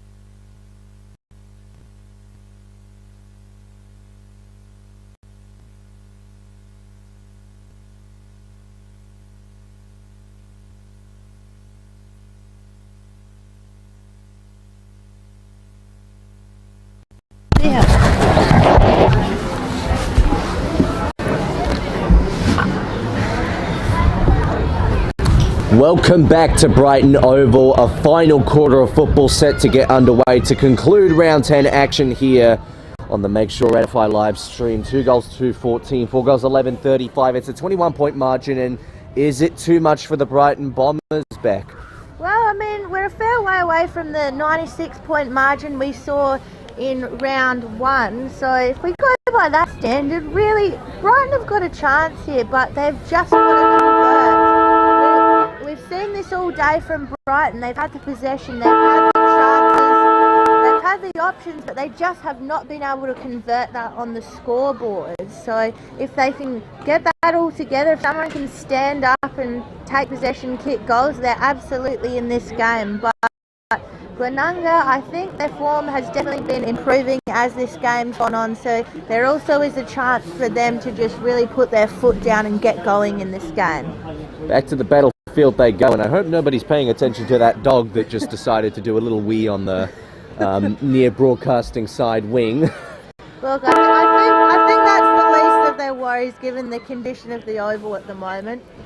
Yeah, the tar pit will continue to get worse as the next 2 months transpire, and if Brighton are planning to play finals football, well then the challenge will become even bigger. And even if they get to play at North Oval in those prelims and grand finals, that's not going to make it any easier. This is a hard-fought competition now, and there's a reason why July is one of the most difficult months for football. But you're with Indiana Rogers and Rebecca Northcott for the final term of footy action, round 10 at Brighton Oval. So, final quarter here, as Indy said. There's still a change in lead here, but Glenunga will be looking very much to just take control of this game and finish it up. They're trying to hold on to second spot on the ladder. Dropped a few games in the middle of the season that they wouldn't have been happy with the Rams. So here they go. That's Bilby there trying to break through, as he has been all day. Gets pushed out onto the half-forward line on the right-hand side. Ball hasn't been seen much over there, and here comes the noise from that Glenunga crowd as they look to send it into the square, but there's no one there, no one in sight. It's going to be all down to muscle here. It's holding on, and Glenunga, they're going to get the first shot on goal of the game, and I think they just willed it into existence with the assistance of their little crowd in the pocket there. Trying to see who's got possession at the moment, but the mud is not making it easy for me at the moment. Either way, it'll be a Glenunga forward with a shot on goal. It might be Wiseman, who was seen early in the game. Not going to make it easy for me to see his number. Look, I'll go with Wiseman for now. So Glenunga winning first free of the game in the first minute of the game. Shot on goal will come. The kick looked pretty awful off the boot, but a goal's a goal. So Glenunga off to a flying start in this final quarter. Well, I think it was Wiseman, Indy, but it was hard to tell with the mud on the back of his Guernsey if it was a 35 or not, so I might have to put a question mark next to that one. Well, either way, if it is Fletcher Wiseman, then he will equal the 2 goals that Harry Prosser also has, although this probably won't be a day defined too much by the leading goal kickers, to say the least. And that could just about be, we don't usually say it this early in the quarter, but it could just about be the match winner, because nearly 2 minutes in already, it's a game-high 27-point margin. Brighton would have to work a miracle now to get back into this match. It's going the other way. Osborne misreads it. Instead, Thomas Bion, who hasn't had too much of the ball, but enough physical presence to keep himself in the contest, and that's what matters most. Ball up, just outside the centre square, or what's left of it, and more tackling pressure to ensue. So it will just be shy of the forward 50 arc here, and we've been talking about some candidates for some of the best players on ground, and if Glenunga go over the line to win this game, then Nick Wunke, I mean, both the Wunkies have been really good today, because I reckon Samuel has actually been doing some really good work on Thomas Wellesby, but Nick Wunke's been everywhere, and there he is again with a clearance. Not his best one, albeit, but still a clearance. And it'll come back to turf. It'll be another ball up. The game grinding to a halt, and really story of the afternoon so far.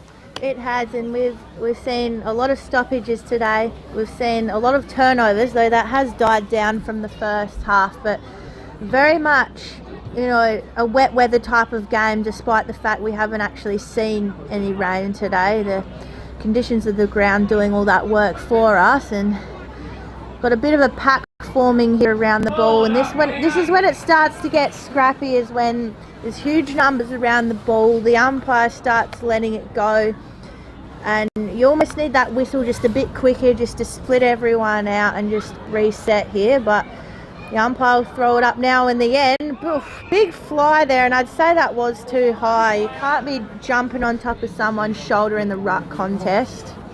I think that was Draper for Brighton, just going for a bit much there, so be in the hands of one key. Looks to go short, knew he couldn't make the distance. Great spoil from Brighton in defence.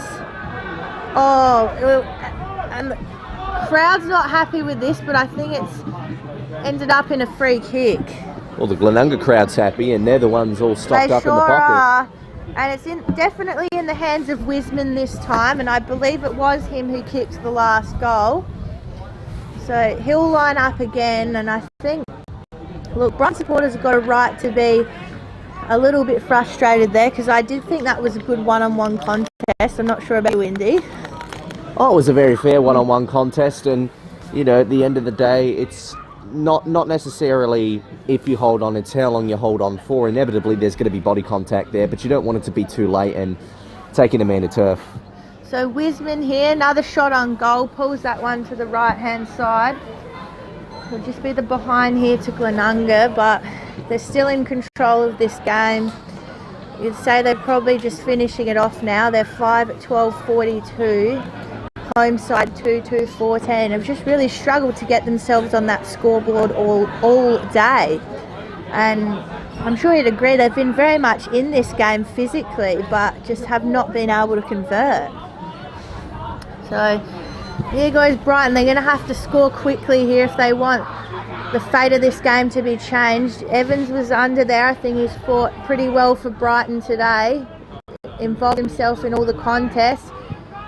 We've got to get going quickly here. Brighton, there's Evans again. He had a teammate there, but he only had eyes for the ball. He wants to get things moving here. You can see the attacking in his eyes. Sends it long. We've got to get involved in the contest here, Brighton. They do. Just came over the top in the end. They send it long looking for Wellesby, but he's been caught behind. Let Wonky know about it as it's come through as well there, Wellesby. And just another trip forward that hasn't really resulted in anything for Brighton, which is what we've kind of seen all day. The ball spills out the back. It's with Bennett. He just throws it on the boot, but the ground is not having any of it. We're seeing ducking, we're seeing diving, we're seeing conditions for ducks. It's Bennett again. He's still being involved. The mud is not doing anyone any favours at the moment. Quite frankly, disgusting down there. But the ball has just been in absolute dispute, and we'll have a throw in here in the forward pocket. Difficult times for Brighton players, wondering if there is still a chance to save this game with whatever lifeline they've got left. They wrap it up. There's not much else to go to at the moment. You could see earlier the amount of mud flinging by. It's not going to get any better as the afternoon traverses, and there's only going to be more and more wet weather throughout the next few months, so it's going to be difficult to escape that. I reckon even a sunny day like this can't save us from ground conditions this demanding and challenging. Even the umpire struggling to keep his feet there for the throw-in. Almost lost his balance. There's a bit of a high tackle, and that'll give Glenunga another set shot, arguably paid for it, and well, as a result, there's a bit of push and shove to follow suit, as you'd expect sometimes when a little bit conflicted on a decision. And I cannot even tell who that player is because his back is completely covered in mud. I'll confirm that for you. It's Lincoln Bennett who nearly lost his head there and will have the shot on goal. This will be a chance for his second. There's only 3 goal kickers for Glenunga today, and 2 of them with multiples. Fletcher Wisman and Harry Prosser both with 2 on the board. So now it's down to Lincoln Bennett to join that group. No one kicking a bag today, but 2 goals in these types of conditions is worth a lot more. And even 1 goal still worth quite a bit. And that behind could still be quite a bit as well. But it's only a minor score. It takes the margin up to 29 points. Reckon 1 more score of any kind for Glenunga and the game is well and truly over. There's no way a 5-goal return can be conceded from there, you'd think. Well, that's it. And considering Brighton have only kicked 2 for the entire game, they've basically got to triple their own score here, which unfortunately for them I can't see happening. And still playing with a lot of attack, a lot of desire here are Glenunga. Really, they can afford to just take the foot off a little bit more. Is that Bennett again? I'm not quite sure. It's in the square. The ball's come out. It's another goal to Glenunga. And just as I have a look who's sitting down there, it's a goal to Glenunga. I can confirm that. I'm just looking to see who it is, and it might have been Wiseman again, just based on the celebrations occurring down there. I'll probably just give it to him. Yeah, I reckon it is Wiseman actually. So that makes it 3 goals for the day, and definitely enough to make his impact substantial. And that is game over. So really, it's just about by how much at this point for the Glenunga Rams. The Brighton Bombers, they competed for a lot of today, and they knew how to go through that defensive grind. They just didn't know how to score while doing it. So there'll be a lot of important learning lessons to come out of today, and maybe more to come, because we're still only 9.5 minutes into the quarter. Still a bit more football to be played out, as players swoop onto the ball, trying to get out of the mud. Here's Nigel Osborne. He's been one of their best today. He ran his full 10 to get that kick off. And a bit of a spoil there from Samuel Smith, just trying to save it up for a moment. And only a minor score to add a little bit to the board. And that's actually their first score since, I believe, the second quarter. I don't even know if they scored in the third quarter. No, they did not score in the third quarter. So on the board, ironically, the score did come from a rush behind from Glenunga, but they'll take the point on the board at this point, I think. They try and cut it off here from the kick in. They can make something happen here if they want to. It's Higgins. And the mark's taken almost easily. I think it was through Tarka. Crowd saying go back and kick the goal. He wouldn't want to take his full 30 here. I tend to agree with the crowd on this one. They just got a score here. He's evading me, but I do think it is Tarka with the ball. And as the crowd says, he's just got to go back and kick it through here. On a very tight angle, probably kick from about 30-35 metres out. Has he got it there? Goodness me, he has! Brighton just trying to put a bit of respectability back into this game on their home ground. Finally get a major score on the board for the first time since the second quarter. It's good to see the type of impact that Jake Tarka has had in the absence of Otis Carthy. I mean, this is the first time they're playing together on the same field, so Brighton get a goal here through Jake Tarka. It's good to see him at the scoreboard, because I loved his performance against Tea Tree Gully from a few weeks back. It was almost season-saving, so this will be a setback on the ladder. They won't be in the finals after today, you wouldn't think, but maybe enough time to just savour a bit of that percentage, keep it together. That's probably the main aim now, and what Brett Backwell would want at this stage, as much as he can ask for. Bo Schwartz lost it, wasn't paid on the ball. Tarka's pushed up the ground here. He's competing against what looks to be Tyson. He's got some support. Brighton players looming around, but not quite piecing together the type of play they'd like. Continuously back-referencing and actually turning it over goal side the other way. It's been spoiled by Jarman Sigel.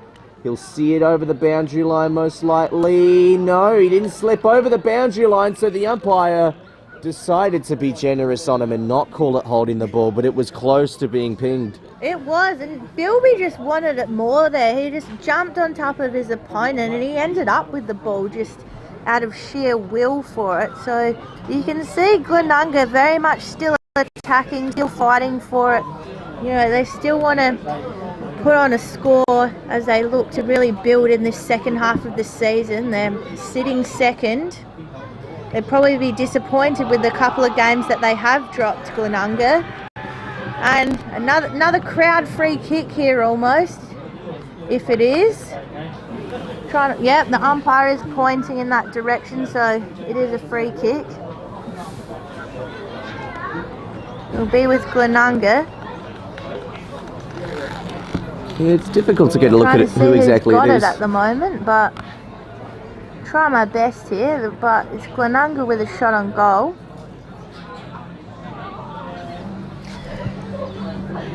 Distance not an issue, but accuracy is. Another point on the board for Glenunga. At this point, really, they'd be happy just to keep it in their half of the ground and keep trying to score. They'd obviously prefer goals, but if it's down their end, it's less work for Glenunga. Not much time left in this quarter, you'd feel, although we haven't even hit the 14-minute mark, so it depends on how much time on will be added from how many ever goals will be kicked. Up to the 50-point mark, and I don't even think we'll break the 100-point between the two teams today. It's one of those days of football. Interception taken here by Samuel Wunke, who's had a good game. He's done a very good job against Thomas Wasby. To his brother Nick, who takes a mark in the centre. He's been paid it.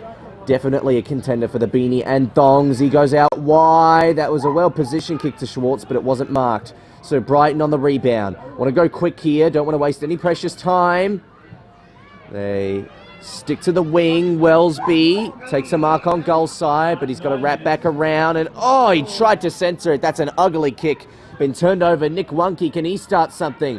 Abe Davis, not his best day, but he's still been a leader out there. Glenunga continue to try and move the ball forward. Eventually, it seems as though it might spill out, although Brighton get a switch. So to savour a couple of moments, they'll just try to be careful with the hands here. Can they find a mark to take that breath? They won't, not in this instance. O'Loughlin trying to weave around a couple men. Couple too many, in fact. McMahon got the hand pass off. Here's Parsons. Decides to touch ball to turf because you wouldn't want to bounce in these conditions. Goes to the pocket deep. There's a whistle off the ball. It's going Brighton's way, and now they get that moment to catch the breath. They do. They probably would have won that contest anyway, but get the free kick, get the breathing room. They send it across.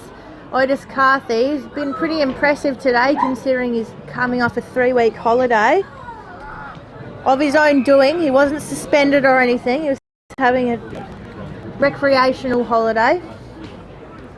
But Glenunga again now. They got plenty of time here. They know they've got this game in the bag.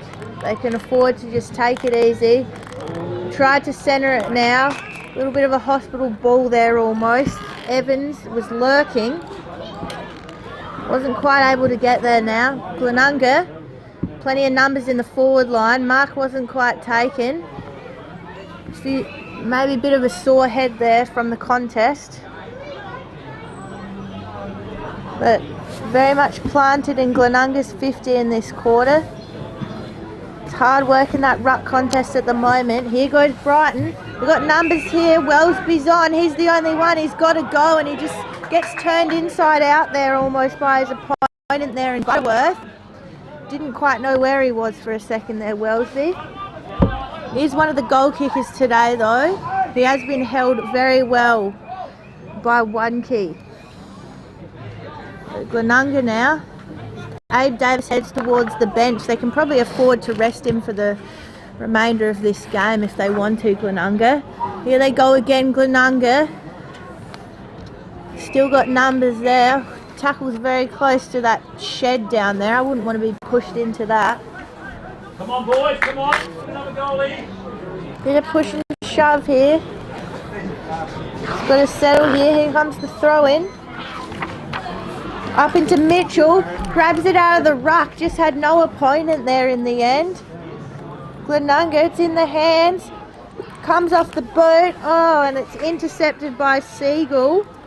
Bo Schwartz nearly had a quick snap there, but Siegel was ready for it. Been one of the more impressive players for Brighton today. Sends it long. Bilby goes up. Evans goes up. Who's going to win it? Still in dispute. Glenunga just wanting it more at the moment. And it just takes it on. Parsons, really liked that from him. Had options, but didn't like any of them, so kept going. Brighton just under siege here, and they choose to rush it, which is probably the best decision in the end. Oh, well, there aren't many good decisions left to make at the moment because they're constantly being thrown under the pump. They almost would have wanted to concede a goal there just to get it back to the centre square. That's really been the story of the game, is those defensive 50 to 450 transitions. Very rare for Brighton, and That's where they'll have to find a way to improve after this afternoon. So they kick it out here. Wobbling ball. A little bit of an awkward one to win. So we get a stoppage in the scoreboard pocket, although umpire's willing to be pretty patient with it. Eventually he concedes. So it will definitely be interesting to see what the fallout from this match will be, because Brighton will still be able to contend for finals after this, especially with Tea Tree just losing so much percentage from that loss to Prince Alfred. And never say die, of course. 29 points reads the current margin. Nick Wunke pretty much bound for the Beanie and Thongs at this point, and to get the 3 votes for the Roll the Dice award. Oh, Higgins. The Bombers through Warner. Tried to traverse through the traffic and misfire another hand pass. So with back reference, eventually go forward. Carthy misses it. He's got to fight with his man. Actually toppled his man over and successfully did so. That was great work from Carthy. He hasn't looked out of place despite missing so much football. He's been one of the good stories of today. And Jake Tarker looking for a second goal. He will be. Distance might be right on the edge of his range, but he's taking a run up almost as big as the distance he's got to kick here. Well, he doesn't want to waste full 30, although I think anything's pretty much being done for a consolation prize exclusively, because it's 19 and a half minutes gone. Result is said and done. Scoreboard damage can still be somewhat repaired, and he gets his second goal. 2 in the fourth quarter for Jake Tarker. Oh, just casual as you like there. He just lined it up and put it through. So great finish there. Probably something Brighton would have liked to see a lot more of during this game. Saved it all for the end of the game. They're not going to win it today, Brighton, but there's a score at the end of the game. Gives you a little bit going into next week. They'll be travelling to St. Peter's next week, will the Bombers, which they'd be hoping to go up there and get a win. Back in the centre now. Tap comes down to Davis. He's playing that roving role again, which I spoke of earlier. They're all attacking here at the moment, Glenunga. They're not finished with this game yet. Ball comes out the pack on the boot, and it'll be another behind to Glenunga. They're 5th for the quarter.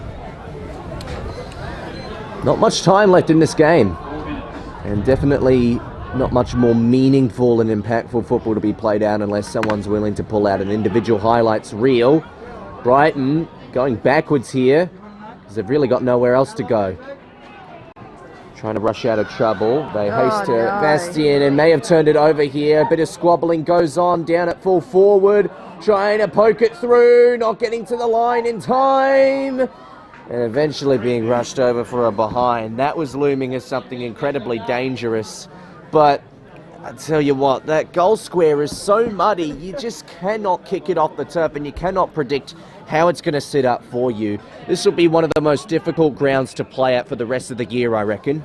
Yeah, absolutely. I'd be hoping I'd already played my away game at Brighton if I was in Division 1 at the moment, because I would not want to be coming down here. But Brighton, Wellesby's calling for it. He's going to get it. Or no, he's not. It's cut off by his own teammate in Miller. Wellesby's got to mop it up. Sends it in.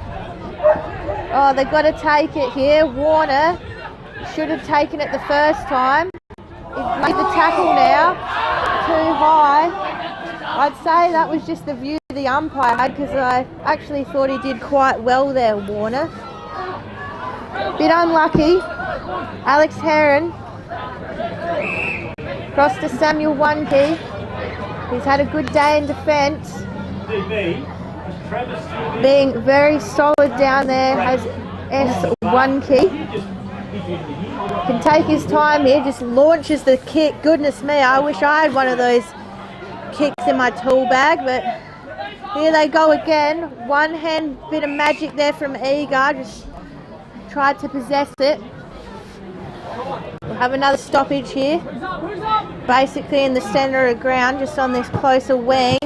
Goes bang there, does Draper, just tries to punch it forward. Ends up with about 20 metres of distance, so don't mind that. They'll throw it up. just in front of the Brighton bench now. Metres gained. Here they go, Brighton. They'd be desperate for a score here. Try and finish off this game with something positive. Glenunga just won't let them at it though. No, that's not giving any room for opportunity at this point. It's just becoming one of those difficult situations where you want to grind out the rest of the game, but there's no smooth way to do it. This is one of the most physical games we've seen all year. And it's been marked. Jarman Segal, who I reckon has been the best player for Brighton today at the very least, and gets it off to Ty Murphy, who's also been very useful for them. Oh, and finally, Thomas Wellesby just gives him a little sniff for something. He's gotten 1 goal today. He looks to get 2 and increase his chances of trying to overcome Davis at the top of the goal-kicking leaderboard. I don't think he'll catch up to him, but there's also Tristan Karkiro and others to compete with. He's one of the best key forwards in the competition. Hasn't had his day, but honestly, I reckon it's because Brighton have gone too much to him. Yeah, I think so. So Wellesby should finish it off here, and he does for his second of the game. So he's been held well all day, and I think, you know, if you've got a defender that's been punching them off you all day, it can be easy to drop your head, but, you know, still playing very positive footy there, got his hands up, took the mark, finished it off. So something to take into next week for Tom Wellesby. Pulled his socks up, not literally of course, and finished off with a goal there. Oh, you keep your socks very well rolled up at the moment, just to avoid the scathing mud that's going to be on your shins if you don't. Not many players do it nowadays though, believe it or not. I rarely watch an AFL game nowadays where players actually roll the socks up. I think Took Miller, Jan Horne-Francis and probably Jack Zeeble are the only 3 I can think of who do it nowadays. So. True. I personally wear the socks up when I play, but yeah, I'm probably one of the only ones in my team that does. So time to finish up this match, or at least almost time. 25 minutes gone. Not much more time to play. 4:20 reads the clock, Adelaide time, wherever you might be watching from. And a bit of a full moon coming out through here. You don't see that sight very often during the daytime unless the plumber comes over. And looks like Brighton might find opportunity here once again through Ricky O'Loughlin. Kicks from the centre square, doesn't want to go the full roost, and honestly probably should have taken a ping at it just to give us something a bit more exciting, but instead Samuel Wanke, who I think has been fantastic today, not quite as good as his brother, but still one of the best for Glenunga. Yeah, absolutely, and you know, that's just a solid mark. You have a defender like that in your team, it's invaluable. That'll be the final siren there, so in the end it'll be Glenunga with the win, 6-15-51, defeated the home side Brighton 5-3. 33. Interestingly, only a goal the difference. It's really the points that have made this game margin a bit further out. We're actually going to have a shot on goal here on the siren. It's not really going to get anywhere near it, so the score will remain the same, and just Glenunga managed to grind out the win here in the end. Yeah, well, like you said, only 1 extra goal on the board. It would have been funny if this game ended with equal goals, but it's really the story. 12 extra scoring opportunities just from those minor scores alone, not even including out of bounds on the fall. The Dogs already coming out onto the oval as we speak. They wasted no time. In fact, I reckon they were just as anxious to see the end of this game as some of those Brighton players were late match. Well, you know, it's been a grindy afternoon, but an important result for the Glenunga Rams, and they'll definitely be a team to look out for late in the year as the conditions have been nice. Once again, the experience from the grandstand's been nice. So before we wrap up, we'll just go over some of the best players and honourable mentions. I'll start with the Brighton Bombers, and Becky can talk about the Rams. I'll just think Jarman Segal was definitely the best Brighton Bombers player today, and I reckon he'd be worthy of a beanie had his team gotten over the line, because he's been marking everything. He's had so much involvement in the core play. I really like Justin Evans' game. I think he had a lot of marking presence, took a couple contested marks, which were really nice to see.